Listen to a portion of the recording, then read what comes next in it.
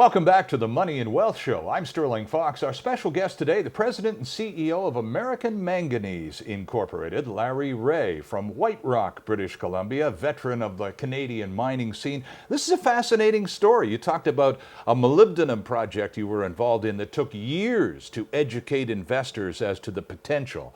And now here you are on another education venture, this time with manganese. And you've got a property in Arizona that has manganese. You've been doing some drilling down there lately. Tell us about some results that you've been showing.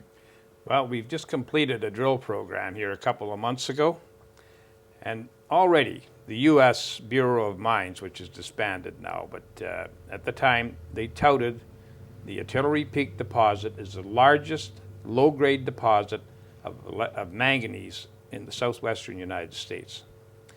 And they also had developed a process over 40 years of using sulfurous acid to rapidly leach at high rates of return the manganese out of the ore. So we inherited a lot of things with that. We put together the package down there that resulted in us in controlling a critical mass of property. Now we have a resource of indicated and inferred, but only 10% of it's indicated at this time. It's about 11 billion pounds. Now we've drilled enough holes. 11 billion pounds represents 10% of what's potentially there? 11 billion's the total. Oh, okay. Yeah. All right. And but we've just completed a drill program which should move a large percentage of that inferred into the indicated. That allows us to go into a pre-feasibility study with a great amount of ease. Now, I mentioned before we could be the lowest cost producer with our patent pending on the electrolytic manganese. The lowest cost producer with the lowest grade of ore. And that's important because not only is it's a great benefit for us, but it allows a lot of skepticism to creep into the investor's mind when they look at our project. They look at South Africa, they're treating 55% ore. But whoops, they're the highest cost producer because of the processing costs. Right. Then you look at China, which has 12 to 14% ore. You look at the processing. Whoops, they're almost $1 before they impose their 20% export tax. You look at us at 4% in Arizona, and we're the lowest cost producer. And it's all in the processing because when it comes to the electrolytic side of it, it's a level playing field. It costs the same amount in China, and the same amount of power, and the same amount of power in South Africa and Arizona. Anywhere in the world, you're going to utilize that much power. And your costs, if your power costs are similar, are going to be pretty much the same. So when you look at this company, you have to look at the business opportunity that we've developed here. 44 cents. Well, we do the math. Here's a commodity that's just jumped to $1.40. And believe me, it's on its way up. It's not going to go up there and level off. They've shut down this production. In China? Yes. Right. So there's going to be less production out there. So the only place that the price can go is up. And believe me, they need a better than $1.20. They need better than a break-even price to keep producing electrolytic manganese. Even the big companies that have much easier time getting financing than the small companies like yours. Yeah, but they still need a better price. They have to get a better price. Okay. You have to get the commodity price. It doesn't matter how much money you have in the bank.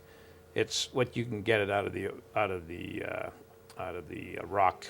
The cost of getting the ore out of the rock. That's the big thing. It doesn't matter if it's gold, copper, lead, zinc, manganese, vanadium, tantalum, It's the extraction cost. It's the extraction cost. Okay. And, we have shown that we could potentially be the lowest cost producer in the world. If your molybdenum project took years to educate potential investors, how much time are you budgeting in your mind for the manganese project to catch on and have demonstrable numbers to show to people who are going, this could be something worth keeping a real sharp watch on? Well, how many years? We've been at it for 3.5 years, but I see the tipping point here. There's a few things that are working for us now. You've got the price of electrolytic manganese heading north. Right. You've got shut down production coming into China, as well as they're depleting their own resources now for this type of metal, electrolytic metal. The low grades that they have are scattered into hundreds of deposits of 1 million tons in that range. It's just not economic to keep mining those. So all these things combined are going to start to come out. What's really going to happen is there's going to be a shortage developed, and it's going to hit the major papers. Then everybody's going to start looking up in the encyclopedia what the hell's manganese, right? Right. And then those who have been paying attention to your story for some time will be in essentially the driver's seat. Exactly, and this is the position that you want to be in. And, you know, this is a fantastic story, but if you just looked at it, compared it to gold and copper projects and that, you'd be hard put to find anything that would have the NPV that this project does. The attraction for small cap companies, Larry, obviously the price. It's called penny stock for a reason. That's right. The downside from an investor perspective is the risk. Here you've got an attractive stock price, and the risk is being reduced by virtue of other events going on around the world that will ultimately benefit the Arizona project for American Manganese, right? It has to. It's going to be the biggest winner that I've ever had. You've been a longtime sponsor of the Money and Wealth Show, Mr. Reaugh. We do appreciate that. And we thank you very much for joining us on the program today. It's been a real pleasure having you, Larry, and we wish you considerable success with American Manganese in the future. Well, the road is, I believe, we're over the hump. And we'll be right back.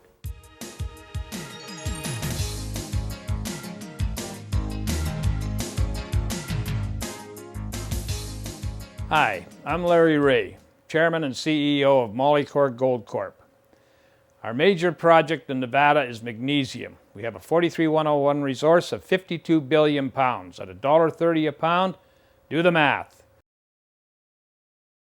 Go to our website at molycorp.com or phone me direct at 604-531-9639.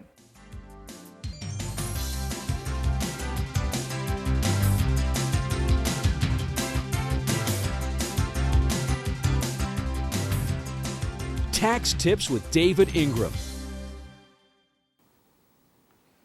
I'm waving this around because it's important.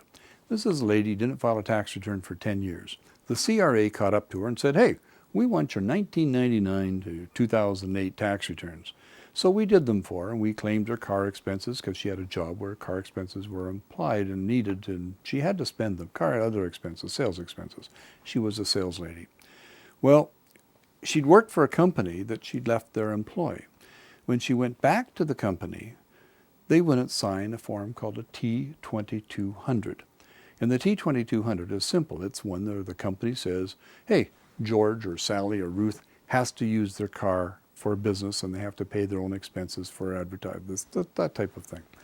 Well, this letter is from the Appeals Division of Revenue Canada, and it says very clearly in the first paragraph, we accept your receipts and we agree that you spent $10,000.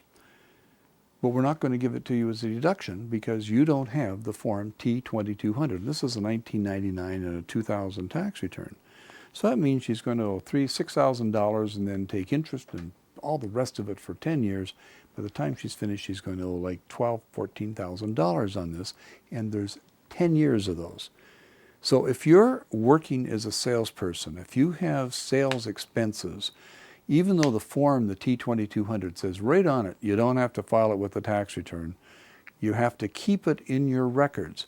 And all sorts of people don't keep these in the records, or they didn't get one because it said they didn't have to send it in.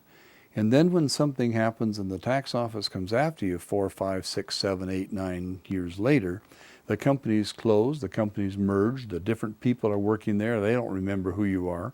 It's more than 7 years, so they've thrown out records, and you're up the creek. This lady, by the time she finishes, is going to end up with a $40,000 tax bill that she doesn't owe. The tax office agrees that she's entitled, that she spent the money, that she has the expenses, but there's no simple form T-2200.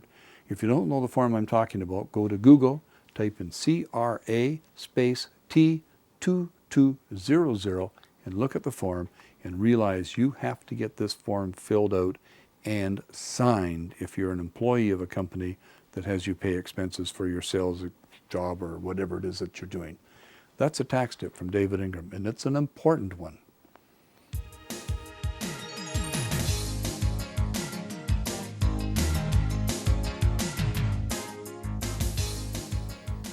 And that's our program for this week. Our thanks to David Ingram and to our special guest, Larry Reaugh. And thank you for joining us. If you have some thoughts about today's show that you'd like to share with us, send us an email to comments@themoneyandwealthshow.com. We read everything we get. I'm Sterling Fox. See you next time.